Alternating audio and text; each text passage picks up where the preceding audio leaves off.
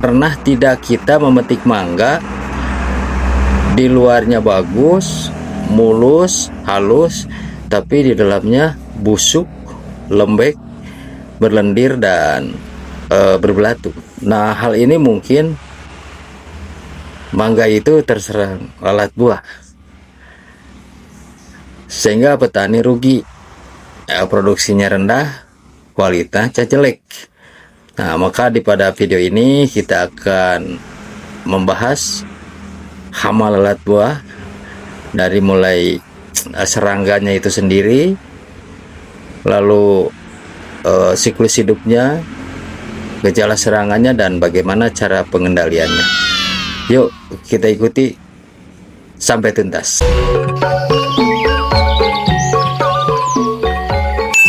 Assalamualaikum warahmatullahi wabarakatuh. Salam Bintek Tani. Pada saat ini Bintek Tani akan membahas tentang lalat buah, hama pada mangga. Hama utama pada mangga itu adalah lalat buah. Kenapa? Lalat buah ini sangat merugikan sekali, karena kerugiannya bisa mencapai dari 30 sampai 100% kegagalannya. Jadi mangga itu berbuah, tapi ketika sudah terserang lalat buah, ya kadang-kadang semua tidak bisa dipanen. Walaupun bisa dipanen, produksinya, kualitasnya jelek gitu ya, karena di luarnya bagus tapi di dalamnya busuk gitu. Nah, ini disebabkan oleh apa? Ini disebabkan oleh serangan lalat buah. Lalat buah itu adalah serangga yang berukuran kecil, sekitar setengah sentimeter ukurannya, ya berwarna kuning kecoklatan, ada garis-garis hitam, lalu bersayap bening. Nah, itu serangganya ya, kecil. Nah, ini terdiri dari jantan dan betina. Biasanya yang betina ukurannya agak lebih gemuk, dan betina ukurannya lebih gemuk, tapi kalau yang jantan biasanya agak lebih langsing. Nah, yang betina ciri-ciri kan dia punya alat jarum di ujung tubuh bagian belakang, yaitu yang disebut ovopositor ya, untuk meletakkan telur, alat untuk peletakan telur. Bagaimana cara penyerangan dari lalat buah ini? Lalat buah ini menyerangnya adalah lalat betina dewasa setelah melakukan perkawinan, lalu ada pembuahan, lalu meletakkan telur.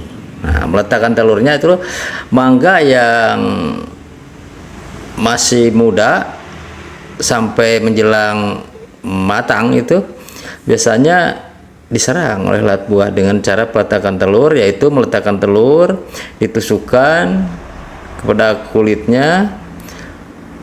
Nanti setelah telurnya diletakkan itu jumlahnya ya sekitar 20 sampai 30. Tapi dari satu ekor lalat buah betina ini bisa menghasilkan sampai 200 telur dalam satu induk, dari satu induk lalat betina.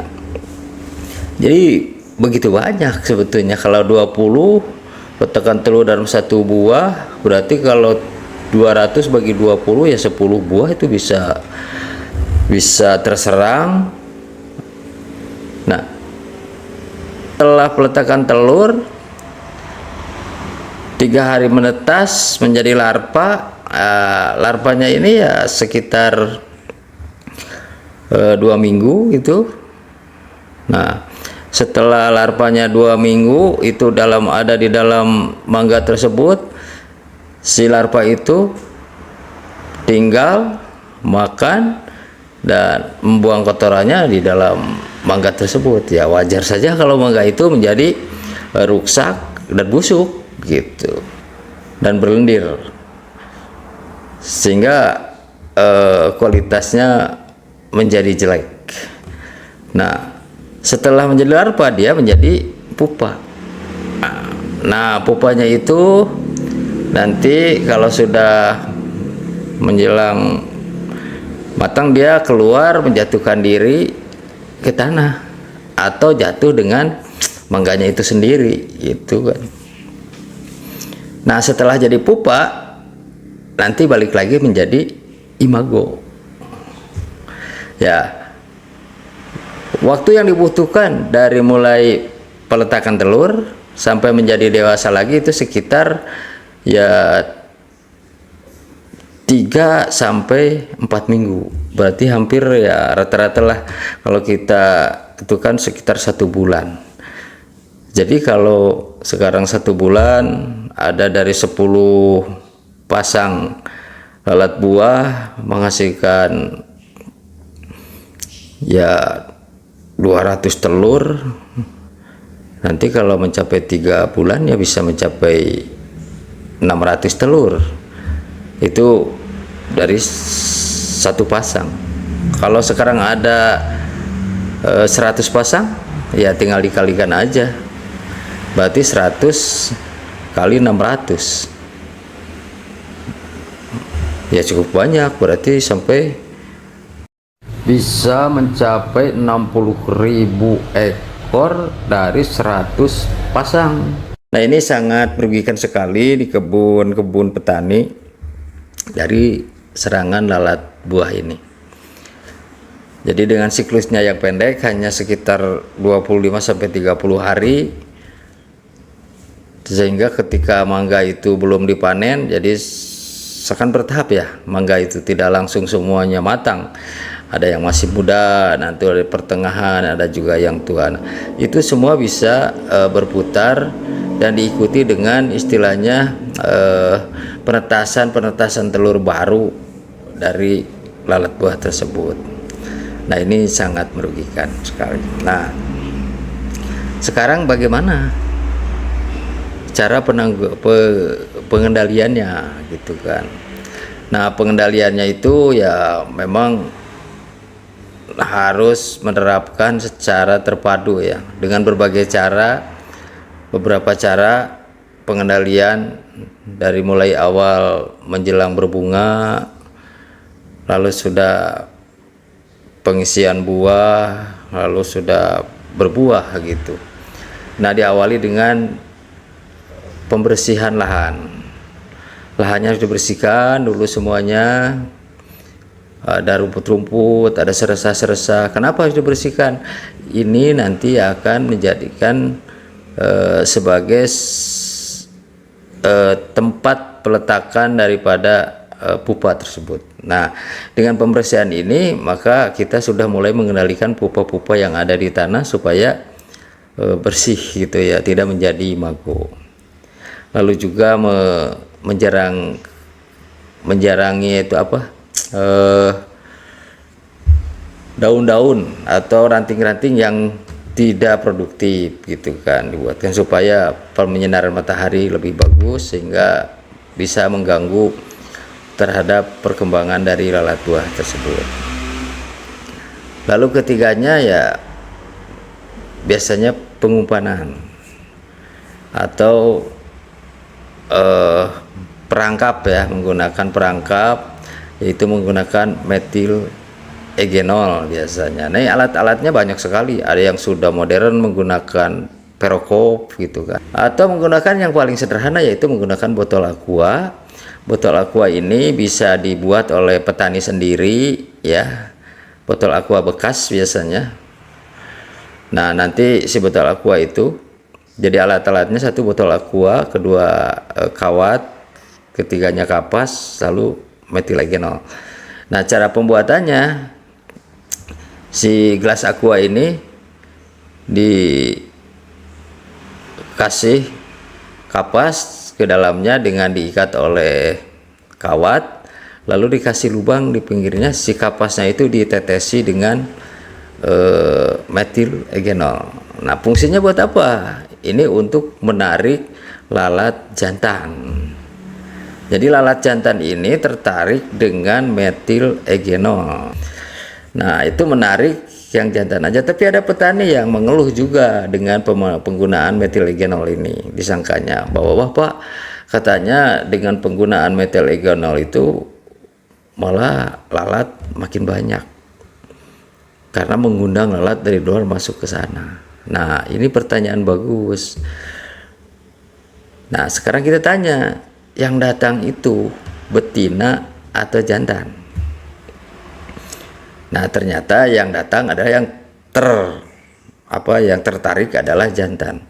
Yang jantan itu menetaskan telur atau enggak? Enggak kan. Tapi yang jantan itu hanya membuahi telur betina gitu.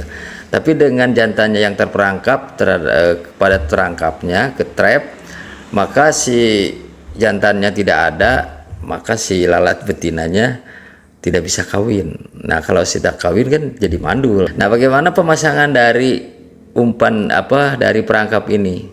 Botol-botol ini kalian sudah dibuat gitu kan, tinggal dipasang di sekitar pertanaman. Biasanya di antara tanaman ya jaraklah 4 sampai 5 tanaman pasang satu perangkap, 4 sampai 5 tanaman perangkap pasang satu. Ketinggiannya berapa? Ketinggiannya sekitar, jangan terlalu tinggi juga, itu ya sekitar 1 sampai 2 meter. Kenapa jangan terlalu tinggi? Karena supaya kita lebih mudah dalam rangka mengganti atau menambah metilegenolnya atau membersihkan lalat-lalat jantan yang tertangkap, lalu kita bersihkan. Tapi kalau nggak dibersihkan nantinya bisa bau sih, bau. Nanti akhirnya metilegenolnya tidak begitu menarik buat lalat jantan dari lalat buah ini. Nah, itu cara ke satu, yaitu menggunakan trap berbahan dengan bahan aktif metilegenol untuk menariknya ya. Lalu keduanya juga bisa penyemprotan secara spot ya, dengan penarikan menggunakan protein bead sebetulnya. Nah, cuma sayangnya nih protein beadnya ini agak sulit juga mencarinya di kita. Ini produknya banyak produk luar negeri mungkin. Jadi disemprot menggunakan protein bead yang sudah beracun, tapi sifatnya hanya spot-spot aja di bagian-bagian ujung-ujung daun dari tanaman mangga itu. Sekarang sudah ada yang namanya teknologi yang dibawa oleh Asyar ya, dari Australia, bahwa itu menggunakan wooden block. Nah, wooden block ini adalah perpaduan antara kayu yang dibuat ukuran 5x5 gitu, partikel wooden board itu yang biasanya dibuat untuk speaker, bahan speaker ya. Nah, dipotong lalu direndam dalam metilegenol dan ditambah dengan pestisida berbahan aktif propanil ya. Nah, ini bisa untuk mengendalikan menarik lalat buah juga gitu kan, buat lalat buah juga. Nah, itulah antara yang penting itu adalah ada trap untuk mengendalikan alat buah ini ya. Yang lainnya mungkin kalau bisa ya pemberongsongan atau pembungkusan buah. Tapi ini pemberongsongan itu kalau mangganya besar-besar ya, pohonnya besar gitu kan, agak sulit untuk mengendalikannya, untuk melakukan pembungkusan tersebut gitu ya. Makanya yang paling bisa dimungkinkan satu adalah sanitasi lingkungan dalam rangka pengendalian dan pembersihan, jangan sampai ada istilahnya nanti kepompong berkembang biak di sana. Lalu juga adalah dengan perangkap menggunakan metilegenol. Nah, alatnya bisa yang sudah ada dibeli di toko, juga bisa dibuat dengan bekas botol air mineral gitu kan. Ada juga dengan istilahnya dengan membuat dengan wooden block. Bisa juga disemprot dengan pestisida bertambah protein bead. Nah, Nah itu kira-kira untuk pengendaliannya. Mudah-mudahan cara pengendalian buah ini bisa bermanfaat, dan saya juga sudah pernah melakukan malah dalam skala luas gitu ya, sampai 100 hektar. Memang kuncinya bahwa pengendalian lalat buah ini harus bersama-sama dalam skala yang luas dan terus menerus. Tapi kalau sekarang hanya sebagian petani yang melakukan pengendalian di kebunnya sendiri, tapi yang lain tidak mengendalikan, ya biasanya sulit terkendali. Karena yang di kebun kita terkendali, tapi yang nanti datang lagi dari kebun yang lain. Jadi kuncinya harus skalanya skala kawasan luas, bersama-sama dan terus menerus.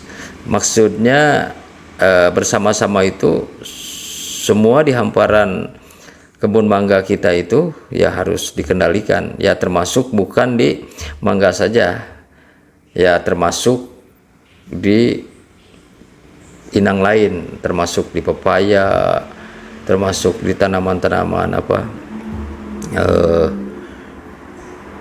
cabai gitu ya, terus tanaman pare juga begitu, karena ini inangnya banyak sekali lalat buah itu.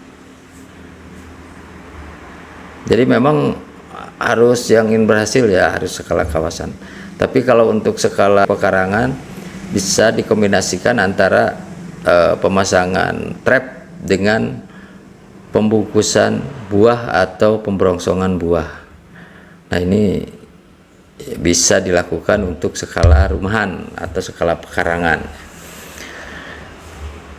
Nah mungkin ada pengalaman dari sahabat Bintek Tani, ya silahkan komen, dan kalau ada pertanyaan silahkan juga sampaikan, nanti kita bahas selanjutnya. Terima kasih.